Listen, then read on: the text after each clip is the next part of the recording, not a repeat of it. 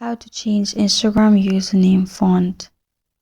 Hi everyone, it's Sophia to assist you today. Without any delay, let's jump right in. First, go to Google Chrome and search Instagram fonts. Click on the first link that pops up, which is Instagram fonts. Then you'll find this kind of screen pop up. Add your username, type in. After you type in, you'll find all these fonts. You can simply copy the font.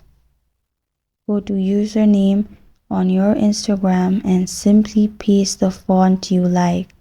After you do that, your Instagram username font will be changed into this font, and that's how you change Instagram username font. Thank you for joining me today. If this video helped you out, please leave a like and subscribe for more. Got a question or want to suggest a topic? Comment below. I'm Sophia signing off. Until next time.